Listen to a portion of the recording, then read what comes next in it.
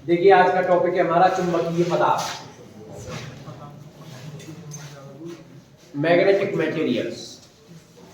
और magnetic material तीन तरीके के होते हैं। इंपॉर्टेंट टॉपिक है, अक्सर इससे क्वेश्चन बन जाता है, तीनों में से किसी से पूछ लेता है। कभी कभी सिंपल डेफिनेशन, कभी कभी मल्टीपल चॉइस टाइप में कुछ मैग्नेटिक मटेरियल के नाम दे दिए और उनमें से छटवा लिया कि प्रतिचुंबकीय कौन सा है, अनुचुंबकीय कौन सा है, लोह चुंबकीय कौन सा है। यानी आपको उसके एग्जाम्पल आने चाहिए, फिर इसकी प्रॉपर्टीज और फिर इसका एक्सप्लेनेशन। ठीक है ना, थोड़ा सा बड़ा टॉपिक है तो एक एक करके हम इनको समझेंगे। तो हमारे जो चुंबकीय पदार्थ होते हैं वो तीन तरीके के हैं। पहला प्रतिचुंबकीय पदार्थ, डायामैग्नेटिक मटेरियल्स। दूसरा अनुचुंबकीय पदार्थ, पैरामैग्नेटिक मटेरियल्स। और तीसरा लौह चुंबकीय पदार्थ, फेरोमैग्नेटिक मटेरियल। तो सबसे पहले हम पढ़ते हैं प्रतिचुंबकीय पदार्थ कि प्रतिचुंबकीय पदार्थ कौन से होते हैं, यानी डायामैग्नेटिक मटेरियल आपके कौन से हैं।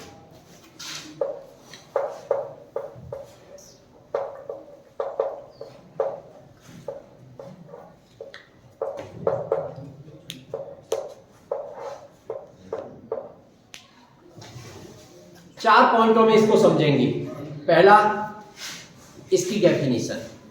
कभी कभी एक नंबर का क्वेश्चन डेफिनेशन से बनता है। एक तो होता है डेफिनेशन पूछी जाए, एक कभी कभी छोटा क्वेश्चन डेफिनेशन से बन जाता है। कैसे बनता है वो मैं बताऊंगा। दूसरा, एग्जाम्पल से क्वेश्चन बन जाता है। तीसरा, प्रॉपर्टीज, इनके जो गुण हैं उनसे क्वेश्चन बन जाता है। और एक्सप्लेनेशन, कभी कभी एक्सप्लेन करने के लिए कह देता है तो थोड़ा बड़ा क्वेश्चन बनता है। ठीक है, तो चारों पॉइंटों को हमें समझना होगा। तो सबसे पहले बात करते हैं प्रतिचुंबकीय पदार्थ की। और प्रतिचुंबकीय पदार्थ कौन से पदार्थ होते हैं। देखिए, इसकी अगर डेफिनेशन दें तो उसको कई पॉइंटों में आप दे सकते हो। सबसे पहली बात तो आप ये कहें कि हम ऐसे पदार्थों की बात कर रहे हैं जिनके जो परमाणु होते हैं, भाई कोई भी पदार्थ हो परमाणुओं से मिलकर बनता है, आप अच्छी तरीके से जानते हो।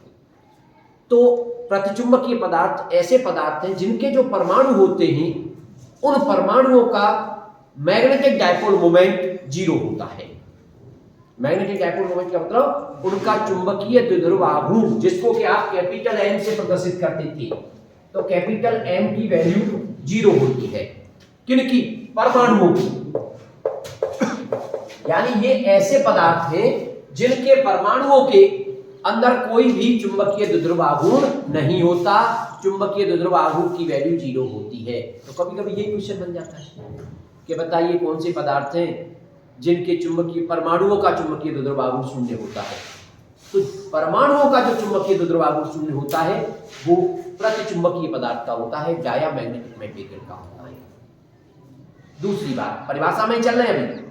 दूसरी बात, अगर आप इन पदार्थों को किसी बाहरी चुंबकीय क्षेत्र में रखोगे, किसी एक्सटर्नल मैग्नेटिक फील्ड में रखोगे, तो ये विपरीत दिशा में, या तो कहिए, अब कहने के भी तरीके होते हैं, या तो विपरीत दिशा कहिए या फिर ऐसे कहिए कम चुंबकीय क्षेत्र की तरफ से स्ट्रॉन्ग यानी उच्च चुंबकीय क्षेत्र की तरफ आकर्षित हो जाते हैं, ऐसे कहिए। और या फिर कहिए विपरीत दिशा में क्या हो जाएंगे? चुंबकित हो जाते हैं। यानी मैग्नेटिक मटेरियल तो है ही, इनके अंदर मैग्नेटिज्म की प्रॉपर्टी वाली बात आप कर रहे हैं, लेकिन इसको एक तरह से आप ऐसे कहिए कि इसको अगर आप बाहरी चुंबकीय क्षेत्र में रखते हो तो ये रिपल हो जाता है, ऐसे कहिए आप उसको। भाई रिपल, क्योंकि स्ट्रॉन्ग से, एक तो कह रहे भाई कम वाले से स्ट्रॉन्ग की तरफ जा रहा है या स्ट्रॉन्ग से कम की तरफ जा रहा है, तो दो चीजें होती हैं। एक हमारी जो मैग्नेट है, मैग्नेट किसी भी, जैसे आप लौह चुंबकीय पदार्थ को पढ़ते या खाली आप कहते आयरन निकिल कोबाल्ट, वास्तव में जो आयरन निकिल कोबाल्ट आपने पढ़ा है वो फेरोमैग्नेटिक मटेरियल में आता है, जहां आपने मैग्नेटिज्म की डेफिनेशन दी थी, आयरन निकिल कोबाल्ट और कुछ इनसे बने हुए मिश्र धातुएं, तो वो स्टील वगैरह जो आएगी वो लौह चुंबकीय पदार्थ में आ जाती है। लेकिन हम लौह चुंबकीय के अलावा भी दो तरह के पदार्थों की बात कर रहे हैं, जिनमें एक आपका प्रतिचुंबकीय पदार्थ है, एक आपका अनुचुंबकीय पदार्थ है। और उसमें सबसे पहले प्रतिचुंबकीय पदार्थ की आप बात कर रहे हो। तो प्रतिचुंबकीय जो पदार्थ है, नाम से ही लग रहा है, तो प्रति, प्रतिचुंबकीय यानी रिपल करने जैसी बात उसमें आ रही है। तो पहली बात आप ध्यान रखेंगे कि इनके परमाणुओं का चुंबकीय द्विध्रुवाघूर्ण शून्य होता है। दूसरी बात आप याद रखेंगे कि अगर इनको बाहरी चुंबकीय क्षेत्र में रख दिया जाए तो ये हल्के से प्रतिकर्षित हो जाती है, हल्के से फीवली रिपल, मतलब बहुत स्ट्रांगली नहीं होते हैं बल्कि हल्के से प्रतिकर्षित हो जाते हैं, ठीक है ना। या फिर आप क्या कहेंगे, हल्के से प्रतिकर्षित हो रहे हैं, इसका मतलब क्या हुआ भाई, इसका मतलब मैग्नेटिक जो फील्ड आपने लिया है उससे दूर भाग रहे हैं। तो आप ऐसे भी कह सकते हो कि स्ट्रॉन्ग चुंबकीय क्षेत्र की तरफ से वीक चुंबकीय क्षेत्र की तरफ जा रहे हैं, आप ऐसे भी कह सकते हो। बात समझ में आ गई कि नहीं, स्ट्रॉन्ग से वीक की तरफ जा रहा है। तो डेफिनेशन देने के कई तरीके हैं। ये तीनों बातें कभी कभी अलग से एक नंबर में क्वेश्चन बना करके आ जाती है। कैसे, कौन से पदार्थ हैं जो स्ट्रॉन्ग मैग्नेटिक फील्ड से वीक मैग्नेटिक फील्ड की तरफ चले जाते हैं। आपको डेफिनेशन पता होगी सही तरीके से तो आप उसका जवाब देंगे। ऐसे कौन से पदार्थ हैं जो बाहरी चुंबकीय क्षेत्र में रखने पर हल्के से प्रतिकर्षित हो जाते हैं, आपको पता है डेफिनेशन, आप उसका जवाब दे दोगे। तो 3-4 जो बातें हैं उनको आप इसकी परिभाषा में लिख दोगे। अब अगर आप 2-3 लाइन की परिभाषा बना करके लिखना चाहते हो तो फिर इस तरह से आप दोगे कि प्रतिचुंबकीय पदार्थ वे पदार्थ होते हैं जिनके परमाणुओं का कोई चुंबकीय द्विध्रुवाघूर्ण नहीं होता है या उनके परमाणुओं का चुंबकीय द्विध्रुवाघूर्ण शून्य होता है। जब इनको किसी बाहरी चुंबकीय क्षेत्र के अंदर रखा जाता है तो ये हल्के से प्रतिकर्षित हो जाते हैं, अर्थात स्ट्रॉन्ग चुंबकीय क्षेत्र की तरफ से वीक चुंबकीय क्षेत्र की तरफ आकर्षित हो जाते हैं। ऐसे आप कह सकते हैं। बात समझ में आ गई कि नहीं। अब ये तो हो गई सब परिभाषा। अब बात करते हैं कि इसके एग्जाम्पल क्या क्या हो सकते हैं, उदाहरण इसके क्या क्या है। उदाहरण अपने आप में इंपॉर्टेंट है। देखिए, सबसे टिपिकल जो पॉइंट पड़ता है स्टूडेंट के लिए वो एग्जाम्पल पढ़ते हैं, इसलिए एग्जाम्पलों को थोड़ा सावधानी से आपको समझना होगा, क्योंकि एग्जाम्पल का मतलब एक एक को तुम्हें ध्यान रखना पड़ेगा। अभी मल्टीपल चॉइस क्वेश्चन आ जाए, 4 नाम दे दिए जाए कि बताओ कौन प्रतिचुंबकीय पदार्थ है, जब तुम्हें एक एक याद ही नहीं होगा तो आप करोगे कैसे, ठीक है। तो एग्जाम्पल्स आपको याद रखने होंगे। एग्जाम्पल्स में कॉपर, सिल्वर, गोल्ड। अब ये थोड़ा सा कॉस्टली चीज आ गई ना, ठीक है ना। यानी आप ऐसे करके ध्यान रख सकते हो जो कॉस्टली चीजें हैं वो किस में आ रही हैं, वो प्रतिचुंबकीय पदार्थ में। भाई चांदी हो गया, सोना हो गया, डायमंड हो गया। डायमंड हीरा जो आएगा वो भी आपका ऐसे में आ गया, हीरा हो गया आपका, डायमंड हो गया। तो जो कॉस्टली चीजें थी वो किस में आ रही हैं, वो प्रतिचुंबकीय पदार्थों में आ रही है। कॉपर हो गया आपका। इसके अलावा अब थोड़ा सा और आगे बढ़े, इसमें मान लीजिए आपके हाइड्रोजन हो गया, नाइट्रोजन हो गया, गैसेस की बात कर रहे हैं। और इनर्ट गैसेस, अक्रिय गैसेस जो होती है वो इसमें आ सकती है। नमक हो गया, पानी हो गया और ईटीसी कर दोगे। लेकिन ये नाम मेन आपको याद होने चाहिए। देखिए, अगर एग्जाम्पल पूछता है तो कोई प्रॉब्लम नहीं है, क्योंकि एग्जाम्पल में तो क्या है, कोई भी 2 एग्जाम्पल तुम लिख के चले जाओगे, कोई परेशानी नहीं भाई। यानी आपने 2 भी याद किए तो भी काम चल गया। लेकिन जब मल्टीपल चॉइस में क्वेश्चन दे दिया आपको और उसमें से कहा कि आप छांट के बताओ, तो तुम सब पूरे याद होंगे तभी तो आप उसका जवाब दे पाओगे, ठीक है ना। तो इस तरीके से आपको ध्यान रखना है। इसके अलावा अब हमारा भाई डेफिनेशन हो गई, उदाहरण हो गए। अब हम बात किसकी करें, अब बात करते हैं इसकी प्रॉपर्टीज की, इसके गुणों की बात करते हैं कि इनकी प्रॉपर्टीज क्या होती है। अगर आपने एक को अच्छी तरीके से याद कर लिया, मान लीजिए आप प्रतिचुंबकीय पदार्थों को अच्छी तरीके से याद करते हो, तो अनुचुंबकीय पदार्थ अपने आप बन जाएंगे। क्योंकि जो डेफिनेशन का जो बेसिक डिफरेंस है ना इनमें, वो क्या है कि ये तो हल्के से प्रतिकर्षित हो जाते हैं और ये हल्के से आकर्षित हो जाते हैं और ये स्ट्रांगली आकर्षित हो जाते हैं। बस 3 चीजें हैं, ये हल्के से प्रतिकर्षित होते हैं, ये हल्के से आकर्षित होते हैं और ये तेजी से आकर्षित होते हैं। ये 3 बातें याद रहेंगी। और फिर एक की प्रॉपर्टी तुमने पढ़ ली तो सभी प्रॉपर्टी केवल उसको उल्टी करते चले जाना है, उसको अपोजिट कर देना है। किसके लिए, अनुचुंबकीय के लिए। और लौह चुंबकीय में अनुचुंबकीय वाली ही प्रॉपर्टियों को स्ट्रांगली अगर कहने लग जाओगे तो वो क्या हो जाएगा, लौह चुंबकीय में आ जाएगी। तो मेन बात यही है कि एक पदार्थ को अच्छी तरीके से पढ़ लीजिए आप। बाकी दूसरों के लिए केवल हमें क्या करना है, उल्टा करना है और या फिर उसको स्ट्रांगली करना है। अणुचुंबकीय के लिए तो प्रतिचुंबकीय का उल्टा कर देना है और लौह चुंबकीय के लिए अणुचुंबकीय वाली जो भी बातें हैं उनको स्ट्रांगली वर्ड लगा करके कह देना है।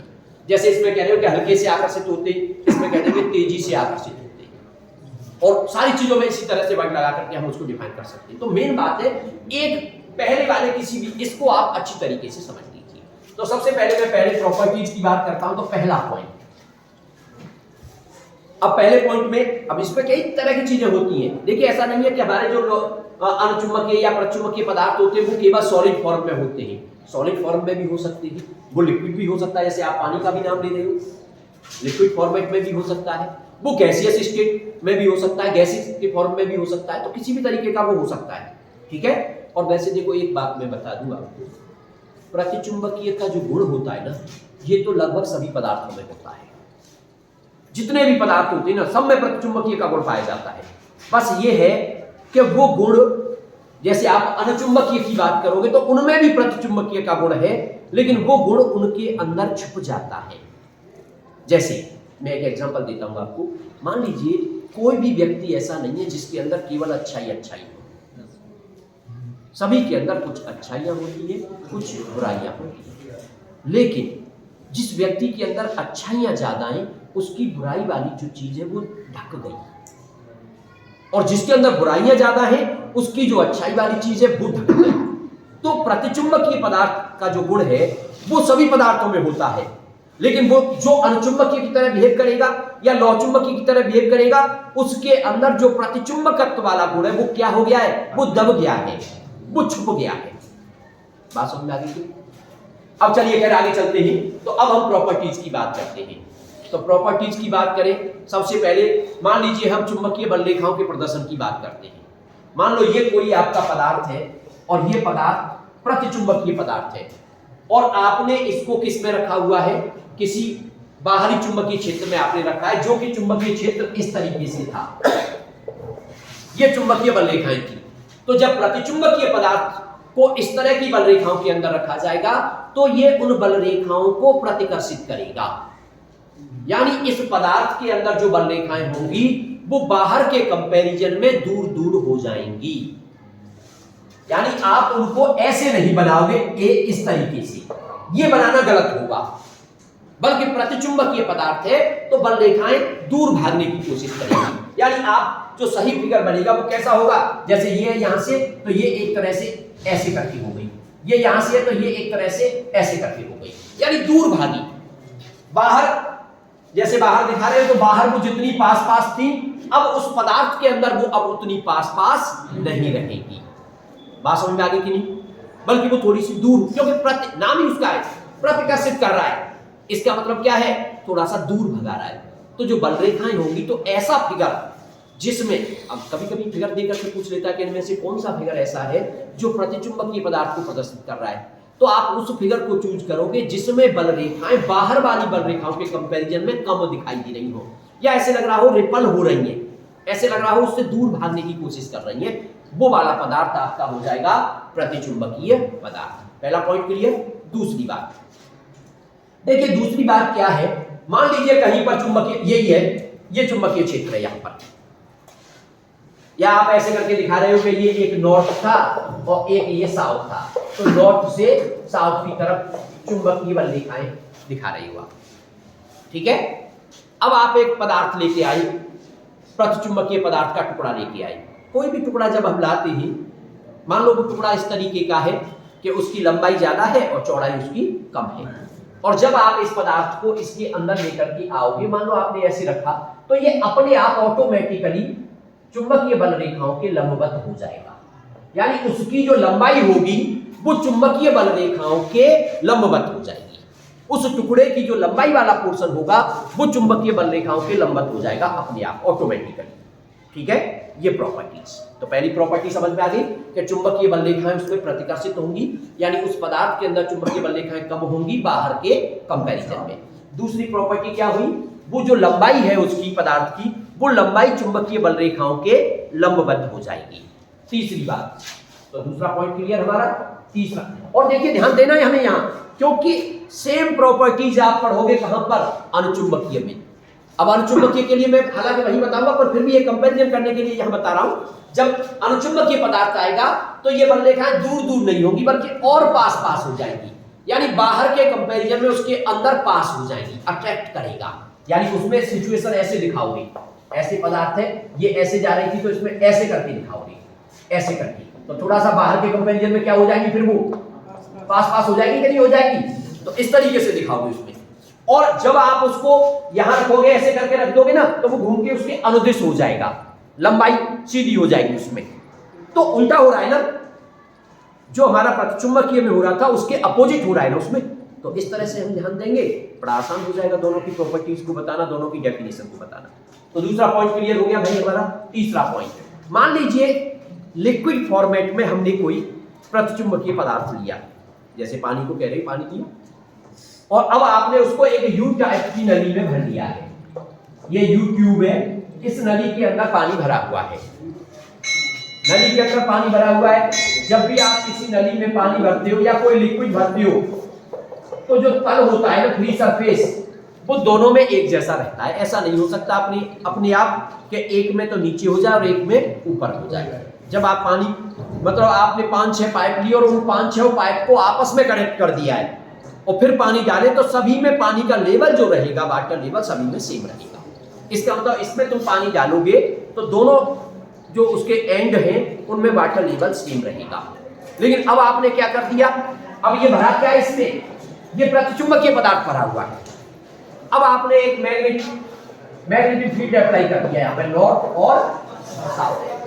तो क्या देखते हैं कि जैसे ही मैग्नेटिक फील्ड अप्लाई करते हैं तो प्रतिचुंबकीय पदार्थ का स्तर वहां नीचे गिर जाता है, यानी वो दूर भागता है उससे। वैसे भी पता है प्रतिकर्षित होता है तो दूरी भागेगा। इसका मतलब अब यहां पर तो लेवल किधर चला जाएगा, नीचे चला गया। अब जब यहां नीचे चला जाएगा तो दूसरी साइड में कहां चला जाएगा, ऊपर चला जाएगा। भाई ऐसे तो है नहीं कि वो पी जाए उसको या उसको एब्जॉर्ब कर ले, बल्कि वो तो दूसरी साइड में चला जाएगा। तो कुल मिलाकर के स्तर उसका नीचे गिर जाएगा। लेकिन यही चीज अगर अनुचुंबकीय के लिए पड़ रही होती तो वो ऊपर चढ़ जाता। तो बस हमें अपोजिट करना है, ठीक है।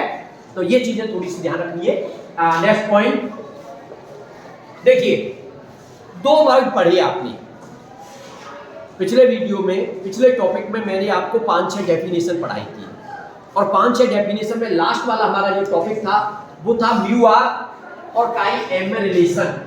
Mu R is equal to 1 plus chi M.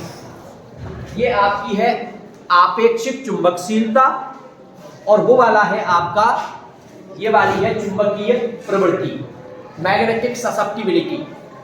अब हम बात कर रहे हैं पहले इन पदार्थों के लिए कि भाई इनके लिए सिचुएशन क्या है, काई एम की सिचुएशन क्या है इसमें। तो जो चुंबकीय प्रवृत्ति इनकी होती है वो ये रिपेल करते हैं, और रिपेल करने का मतलब है उसकी वैल्यू जो होती है वो स्मॉल होती है और नेगेटिव होती है। उसकी वैल्यू कैसी है, स्मॉल होती है और नेगेटिव होती है। तो ये आपको ध्यान रखना है कि भाई यहाँ पर काई एम की जो वैल्यू होगी इनके लिए नेगेटिव होगी और स्मॉल होगी।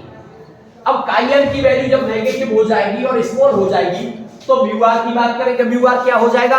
अब म्यू आर क्या है, 1 प्लस काई एम। तो म्यू आर की वैल्यू भी कैसी रहेगी, फिर स्मॉल ही रहेगी। तो म्यू आर की वैल्यू भी उसमें कैसी रहेगी, स्मॉल, और वो भी लेस देन 1 हो जाएगी, क्योंकि जब 1 में से तुम माइनस करोगे उसको तो वो थोड़ी छोटी हो जाएगी, ठीक है ना। तो म्यू आर की वैल्यू क्या हो जाएगी इनके लिए, प्रतिचुंबकीय पदार्थों के लिए लेस देन 1। काई एम कैसा हो जाएगा, नेगेटिव। क्लियर। एक और बहुत इंपॉर्टेंट पॉइंट होता है जो टेम्परेचर के साथ, और अक्सर इसको पूछ भी लेते हैं एग्जाम में। काई एम जो है प्रतिचुंबकीय पदार्थों के लिए, काई एम का टेम्परेचर के साथ क्या रिलेशन होता है, ताप के साथ इसका क्या, ताप के साथ अगर ग्राफ खींचे तो ग्राफ क्या होता है या क्या रिलेशन होता है, ये तुम्हें बताना है। तो सिंपल सी बात है, प्रतिचुंबकीय पदार्थों की जो चुंबकीय प्रवृत्ति होती है वो ताप पर निर्भर नहीं करती, ताप से इंडिपेंडेंट होती है। अगर आप ग्राफ खींचना चाहते हो टेम्परेचर के साथ काई एम का, ये टेम्परेचर है, ये काई एम है, यानी वो उस पर डिपेंड ही नहीं करती। जब डिपेंड नहीं करती है तो जितनी है उतनी रहेगी। भाई वैल्यू हम कह रहे हैं छोटी है या कैसे भी है, लेकिन जितनी है उतनी रहेगी, टेम्परेचर पर डिपेंड नहीं कर रही है। तो ग्राफ आपका कैसा आ जाएगा, स्ट्रेट लाइन ग्राफ आ जाएगा आपका। तो दो बातें बहुत इंपॉर्टेंट है जो ध्यान रखनी है। टेम्परेचर के साथ ये निर्भर नहीं करती है, ताप पर ये निर्भर नहीं करती है, ये कई बार एग्जाम में पूछा गया है, आप इसको अच्छी तरह से ध्यान रखें। ठीक है, तो कुल मिला के आपने चुंबकीय पदार्थ की परिभाषा, एक ये पॉइंट भी बहुत इंपॉर्टेंट है, इनके परमाणुओं का जो चुंबकीय द्विध्रुव आघूर्ण होता है वो शून्य होता है, ये बात भी बहुत ध्यान रखने वाली बात है। और आपने एग्जांपल्स पढ़े, आपने उनकी प्रॉपर्टीज समझी। अब बात करते हैं इनके एक्सप्लेनेशन की। एक्सप्लेनेशन का मतलब है आपने जो परिभाषा दी है वो परिभाषा एक्सप्लेन होकर के आ जानी चाहिए। आप उसको ये प्रूव करके दिखा दें कि हाँ, अब परिभाषा में क्या दिया आपने कि इनका चुंबकीय द्विध्रुव आघूर्ण शून्य होता है, आप ये प्रूव कर दें, वहां पर एक्सप्लेन हो गई बात। या आप ये प्रूव करते हैं कि ये फीबली रिपल हो रहे हैं, जब बाहरी चुंबकीय क्षेत्र में आप इनको रख रहे हो तो ये फीबली क्या हो रहे हैं, रिपेल कर रहे हैं, प्रतिकर्षित हो रहे हैं, तो आपने एक्सप्लेन कर दिया इसको। तो अब उसी चीज को हम आगे बढ़ते हैं, यानी अब हम इसको एक्सप्लेन करते हैं कि प्रतिचुंबकीय पदार्थों की व्याख्या कैसे की जाती है।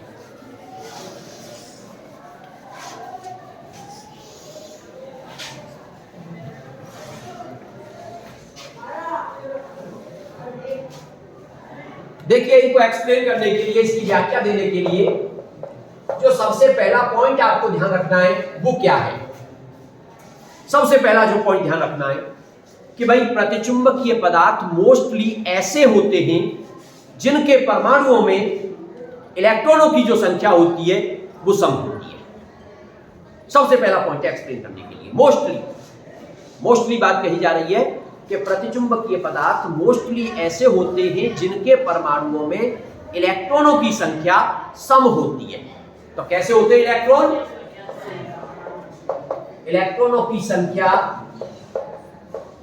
सम का मतलब है 2, 4, 6, 8, 10 ऐसे करके। और दूसरी बात, सम होने के साथ साथ वो पेयर में रहते हैं, दो के जोड़े बना करके रहते हैं।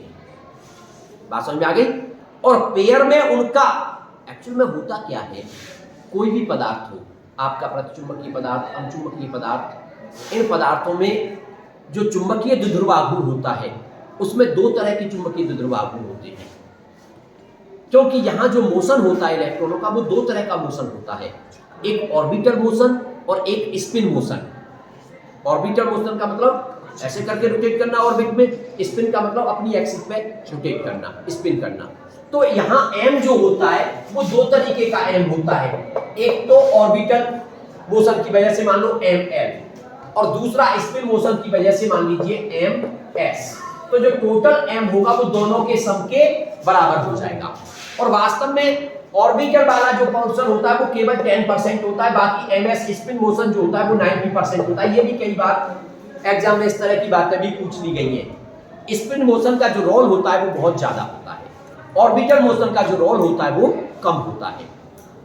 तो टोटल जो एंगुलर मोमेंट, टोटल जो आपका मैग्नेटिक डाइपोल मोमेंट है वो दोनों के सम के इक्वल होगा।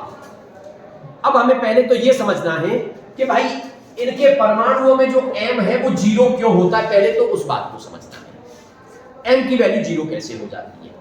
तो उसके लिए हम शुरुआत कहां से कर रहे हैं कि मोस्टली ये ऐसे होते हैं जिनके एटमों में इलेक्ट्रॉनों की संख्या सम होती है, और सम में भी वो पेयर में रहते हैं। इसका मतलब ये हुआ सम में अगर पेयर में रह रहे होंगे तो अब केवल एक पेयर की बात की जाए, बाकी सबको छोड़ दिया जाए, अब केवल एक पेयर की बात की जाए। तो आपने क्या किया, आपने ऐसे मान लिया कि यहां पर दो इलेक्ट्रॉन चक्कर लगा रहे हैं और वो पेयर में है, एक इलेक्ट्रॉन आपका ये हो गया, इस इलेक्ट्रॉन को मैं नाम 1 का दे रहा हूं और इस इलेक्ट्रॉन को मैं नाम 2 का दे रहा हूं। ये पेयर में रह रहे हैं और पेयर में भी इनका जो मोशन होता है वो एक दूसरे के अपोजिट होता है। इसका मतलब अगर एक क्लॉकवाइज घूम रहा है तो दूसरा एंटी क्लॉकवाइज घूमेगा। मान लीजिए आपका ये वाला जो इलेक्ट्रॉन है ये जो है आपका एंटी क्लॉकवाइज घूम रहा है v वेलोसिटी से, और ये जो है उस समय पे क्लॉकवाइज घूम रहा है v वेलोसिटी से। बात समझ आ रही है कि नहीं? रेडियस वगैरह सब सेम है भाई, एक ही ऑर्बिट में मूव कर रहे हैं। ये नाम दे दिया 1 और 2, दोनों इलेक्ट्रॉन है और मूव कर रहे हैं। आपको ध्यान हो तो कल परसों हमने एक टॉपिक पढ़ा था, magnetic dipole moment of an atom due to revolving electron. एक इलेक्ट्रॉन के घूमने की वजह से किसी परमाणु का द्विध्रुव चुंबकीय द्विध्रुव आघूर्ण, और उसके लिए जो फॉर्मूला, हालांकि वो टॉपिक बहुत इंपॉर्टेंट टॉपिक था, मैंने उसमें आपको समझाया था, कई स्टेपों में उसको पढ़ाया था। उसमें मैंने क्या क्या बताया था आपको, पहले किसी घूमते हुए इलेक्ट्रॉन से संबंधित करंट निकालो, और करंट भी दो तीन तरीके से निकलवाई थी।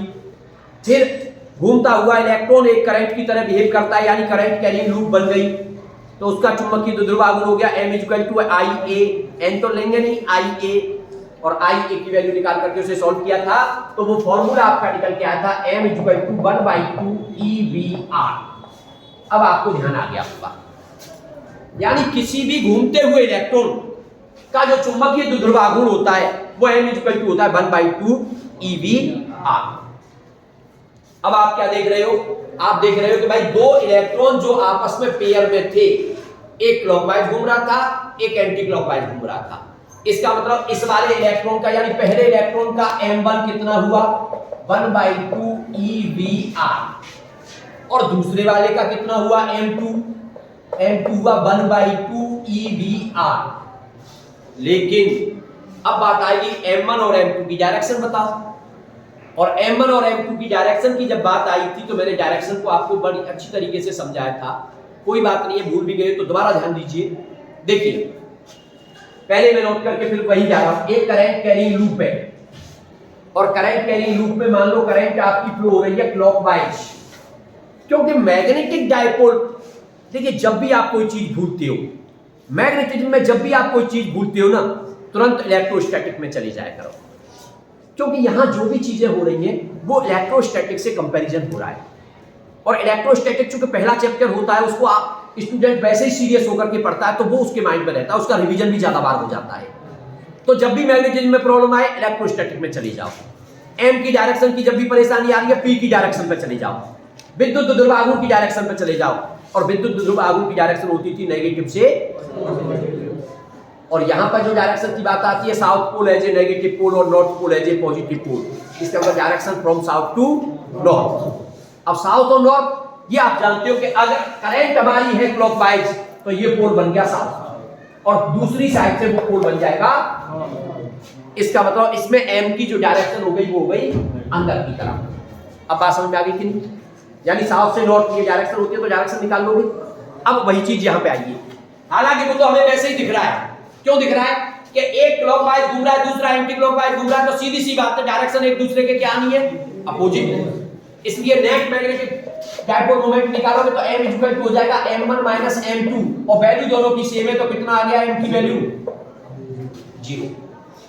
यानी एक पेयर का, दो इलेक्ट्रॉनों के एक पेयर का मैग्नेटिक डायपोल मोमेंट, चुंबकीय द्विध्रुव आघूर्ण 0 निकल के आ रहा है। लेकिन आपने क्या बताया कि एटम के अंदर इलेक्ट्रॉनों की संख्या सम है, और वो पेयर में है सब। जब एक पेयर का 0 है तो 4 पेयर होंगे, तो चारों पेयर का क्या हो जाएगा, और 4 पेयर का 0 हो गया तो पूरे एटम का क्या हो जाएगा। इसका मतलब आपने उसकी जो बेसिक डेफिनेशन थी उसको प्रूव कर दिया। भाई आप एक्सप्लेन कर रहे हो, आप व्याख्या कर रहे हो किसकी, प्रतिचुंबकीय पदार्थ की। और सबसे पहले उसकी परिभाषा में यही था कि प्रतिचुंबकीय पदार्थ वे पदार्थ होते हैं जिनके परमाणुओं का चुंबकीय द्विध्रुव आघूर्ण 0 होता है।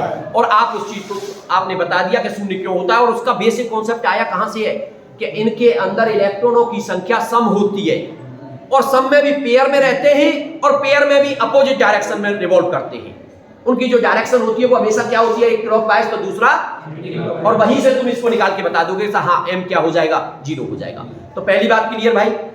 अब क्या एक्सप्लेन करने के लिए रह गया, अब एक्सप्लेन करने के लिए रह गया है कि अगर आप उसको बाहरी चुंबकीय क्षेत्र में लेकर के जाओगे तो वो प्रतिकर्षित करेगा, हल्का सा प्रतिकर्षित करेगा। अब इस चीज की व्याख्या और करनी है, इस चीज को और एक्सप्लेन करना है। चलिए, अब हमने क्या मान लिया,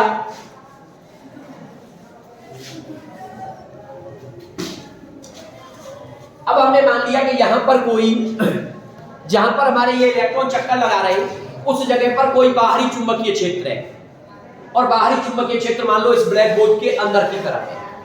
यानी हमने ऐसे दिखा दिया कि यहां पर जो बाहरी चुंबकीय क्षेत्र आपने लिया है ये क्रॉस से रिप्रेजेंट आपने कर रखा है। क्रॉस का मतलब आप अब तक जान चुके होंगे कि भाई क्रॉस का मतलब क्या होता है। क्रॉस का मतलब होता है चुंबकीय क्षेत्र जो B है वो अंदर की ओर है, ये क्रॉस का मतलब होता है। तो जैसे ही आप इसको चुंबकीय क्षेत्र में रखोगे, लेकिन भाई आप तो अच्छी तरह से जानते हो चुंबकीय क्षेत्र में कोई चीज रखी जाती है तो अगर वहां कोई आवेशित कण होता है तो उस पर एक बल लगने लग जाता है, लॉरेंज बल जिसको कहते थे F=2qV/sin θ। इसका मतलब तो इन इलेक्ट्रॉनों पर एक बल लगने लग जाएगा। अब पहले इलेक्ट्रॉन पे जो बल लगेगा उसको F1 कहोगे तो F1 हो जाएगा Q, लेकिन Q इलेक्ट्रॉन है तो Q की जगह पे E, वेलोसिटी कितनी है तो V, मैग्नेटिक फील्ड कितना है B sin थीटा 90 डिग्री। भाई इलेक्ट्रॉन ऐसे घूम रहा है और वो 90 डिग्री पर है तो sin 90, तो बल हो गया उस पर लगने वाला EVB। और दूसरे इलेक्ट्रॉन पर भी जो बल होगा वो भी EVB। लेकिन एक चीज और ध्यान देनी है, क्योंकि ये पहले से इलेक्ट्रॉन यहां रिवॉल्व कर रहे थे और आप अच्छी तरीके से जानते हो, आपने मैकेनिक्स में भी उस चीज को पढ़ा है कि जब इलेक्ट्रॉन की छोड़िए कोई भी पार्टिकल किसी वृत्ताकार पथ पर घूमता है तो उसको एक अभिकेंद्र बल की जरूरत पड़ती है। और अभिकेंद्र बल कौन देता है? जो बल केंद्र की तरफ काम कर रहा होगा वही अभिकेंद्र बल देगा। और यहां केंद्र की तरफ जब तक हमने चुंबकीय क्षेत्र नहीं लगाया था वहां केंद्र की तरफ कौन सा बल लग रहा था? क्योंकि केंद्र में था नाभिक और नाभिक में थे प्रोटॉन और प्रोटॉनों पर था पॉजिटिव आवेश। इसका मतलब उस नाभिक के और इलेक्ट्रॉनों के बीच में एक आकर्षण बल काम कर रहा था जिसकी दिशा थी ऐसे करनी। आप उसको कहो तो Fe कह सकते हो। Fe का मतलब इलेक्ट्रोस्टैटिक फोर्स, और दोनों ही इलेक्ट्रॉनों पे बराबर बराबर काम कर रहा था। क्योंकि भाई फॉर्मूला क्या होता है इलेक्ट्रोस्टैटिक फोर्स का? कूलॉम्स लॉ से F=K Q1 Q2/r²। तो अब इलेक्ट्रॉन और नाभिक पे मान लो फोर्स है आपका Ze प्लस का Ze, तो अब तो बल तो सेम आएंगे ना, इस पर भी बल सेम, इस पर भी बल सेम, तो दोनों पर केंद्र की ओर जो बल लग रहा था पहले से वो सेम था। और वास्तव में वही बल हमें क्या दे रहा था? इन इलेक्ट्रॉनों को घूमने के लिए अभिकेंद्र बल प्रदान कर रहा था। सही है। लेकिन जैसे ही आपने इसको बाहरी चुंबकीय क्षेत्र में रखा, तो जब बाहरी चुंबकीय क्षेत्र में रखोगे तो उन पर एक बल और लगने लग जाएगा, जिस बल की वैल्यू होगी F1 EVB और F2 की वैल्यू भी यही आएगी EVB, सेम वैल्यू आएगी।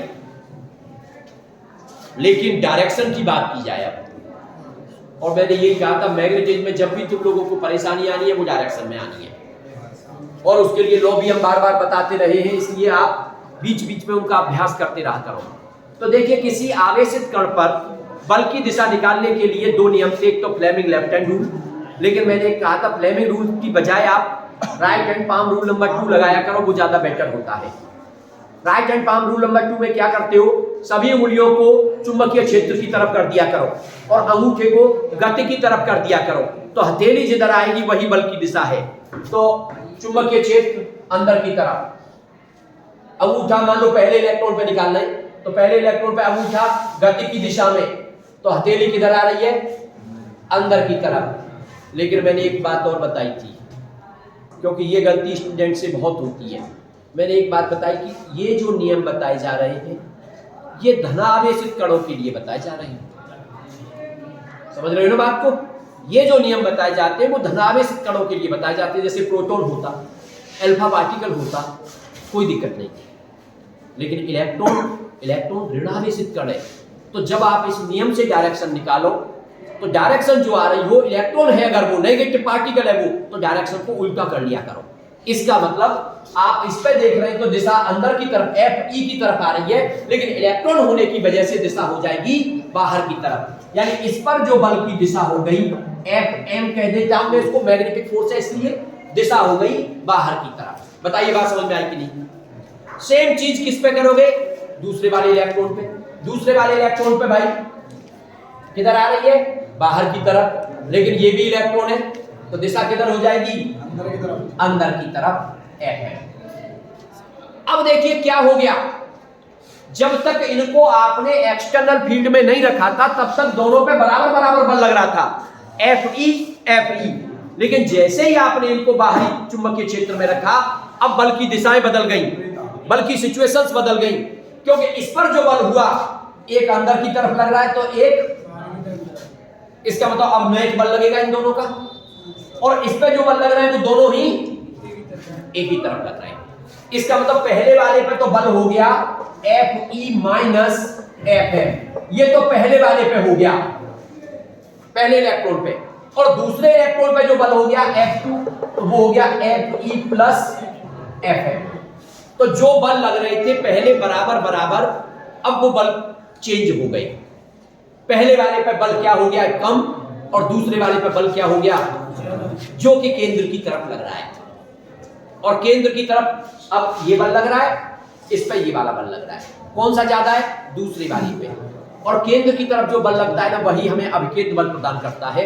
इसका मतलब अब ये वाला हमें देगा mv²/r, और इसमें ये वाला देगा mv²/r। सही है ना। अभिकेंद्र बल का फॉर्मूला क्या होता है, mv²/r। लेकिन अब क्या सिचुएशन बन गई भाई, सिचुएशन ये बन गई कि मास इलेक्ट्रॉन का बदलेगा नहीं, जिस ऑर्बिट में घूम रहा है रेडियस बदलेगी नहीं। इसका मतलब जिसका बल कम होगा उसकी वेलोसिटी कम हो जाएगी, ये कम हो गई वेलोसिटी, और जिसका बल ज्यादा होगा उसकी वेलोसिटी अधिक हो जाएगी। इसका मतलब अब उनके वेग बदल गए, उन दोनों इलेक्ट्रॉनों के वेग बदल गए, एक का वेग कम हो गया और दूसरे का वेग ज्यादा हो गया। मान लो इसका वेग हो गया v1 और इसका वेग हो गया v2, और साथ ही साथ आपने ये भी लिख दिया v2 is greater than v1। अगर यहां तक तुम्हारी समझ में आ गया तो इसका मतलब फिर कोई प्रॉब्लम आपको नहीं है।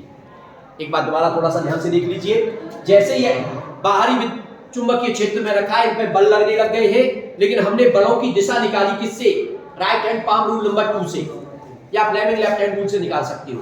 पर ध्यान ये रखना होगा, चूंकि इलेक्ट्रॉन है तो दिशा जो भी आएगी उसको उल्टा कर देंगे। तो पहले इलेक्ट्रॉन पे दिशा बाहर की तरफ आई है, जबकि दूसरे इलेक्ट्रॉन पे अंदर की तरफ। इसलिए अंदर वाले का बल ज्यादा होने की वजह से अब उसका अभिकेंद्र बल बढ़ जाएगा, और अभिकेंद्र बल बढ़ने से उसकी वेलोसिटी बढ़ जाएगी, जबकि पहले वाले की वेलोसिटी कम हो जाएगी। क्लियर। पहले क्या हो रहा था, शुरुआत में जब तक चुंबकीय क्षेत्र में नहीं रखा था तो m = आ रहा था 1/2 EVR माइनस 1/2 EVR और = 0।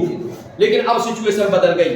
अब पहले इलेक्ट्रॉन पे जो m लगेगा उसको m1 कहोगे, लेकिन अब की बार वैल्यू होगी 1/2 EV1R।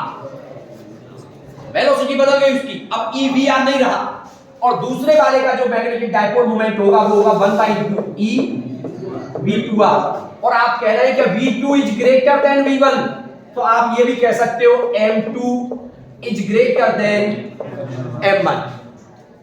इसका मतलब अब नेट चुंबकीय द्विध्रुव आघूर्ण 0 नहीं हुआ, बल्कि अब इसने कुछ चुंबकीय द्विध्रुव आघूर्ण गेन कर लिया। और यही चीज होती है एक्सप्लेन करने के लिए और चीजों को समझने के लिए।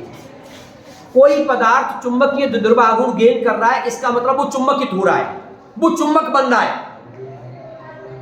लेकिन अब यहां एक्सप्लेन करने के लिए एक चीज बाकी रही है, क्योंकि आपको एक्सप्लेन ये नहीं करना है कि वो चुंबक की दिशा में आकर्षित हो रहा है, बल्कि आपको एक्सप्लेन ये करना है कि वो बाहरी चुंबकीय क्षेत्र के विपरीत दिशा में आकर्षित हो रहा है, या फिर कहिए प्रतिकर्षित हो रहा है। भाई आपको तो ये एक्सप्लेन करना है ना। इसका मतलब ये हुआ कि अब जो m आएगा तो m क्या होगा, m होगा m2 माइनस m1। अब हमें इस m की दिशा निकालनी होगी, और ये दिशा अगर इस चुंबकीय क्षेत्र की दिशा के विपरीत आ जाए, इसका मतलब हम कह सकते हैं कि ये विपरीत दिशा में चुंबकित हो गया, या फिर कहिए प्रतिकर्षित हो गया। बात समझ में आ गई कि नहीं। तो अब इस m की दिशा निकालनी है, और m की दिशा होगी किधर, m2 की तरफ। अब मेन बात है इसमें m1 और m2 की दिशा निकालनी है, और m2 किसका है, दूसरे वाले इलेक्ट्रॉन का। अब इस पर फोकस करना है। देखिए जब भी तुम्हें दिक्कत आनी है वो दिशा में आनी है, इसलिए मैंने पहले दिन से, जिस दिन मैग्नेटिज्म पढ़ाना शुरू किया था उसी दिन कह दिया था, दिशाओं के लिए नियमों को थोड़ा बार बार पढ़ते रहना और लगाने की प्रैक्टिस करना। जब भी तुम प्रॉब्लम पढ़ते हो तो वहां डायरेक्शन निकाला करो, अपना हाथ लगा करके कि हाँ भाई इस पे इधर आ रही है कि इस पे इधर आ रही है। चलिए आगे बढ़ते हैं। अब बताइए भाई दूसरा वाला इलेक्ट्रॉन कैसे घूम रहा है, क्लॉकवाइज, लेकिन इलेक्ट्रॉन है ये, ध्यान देना, ये गलती स्टूडेंट कर देता है। यहाँ पे ये क्लॉकवाइज घूम रहा है तो वो तुरंत कह देगा कि ये साउथ बनेगा, जबकि ये नहीं कहना है। इलेक्ट्रॉन क्लॉकवाइज तो the direction of current opposite to the motion of the electron. इसका मतलब दूसरे की वजह से जो करंट की डायरेक्शन होगी वो कैसी होगी, एंटी क्लॉकवाइज। समझ गए बात को, यानी दूसरे इलेक्ट्रॉन की वजह से जो करंट की डायरेक्शन आएगी I2 जो होगा वो हमारा एंटी क्लॉकवाइज होगा, और ये अगर एंटी क्लॉकवाइज होगा तो ये हमारा नॉर्थ बनेगा और पीछे की तरफ साउथ बनेगा। And the direction of magnetic field अभी अभी बताइए, यहां अभी मैंने समझाया था क्या होती है, फ्रॉम साउथ टू नॉर्थ, और अंदर की तरफ साउथ है, बाहर की तरफ नॉर्थ है, तो डायरेक्शन आ गई अंदर से।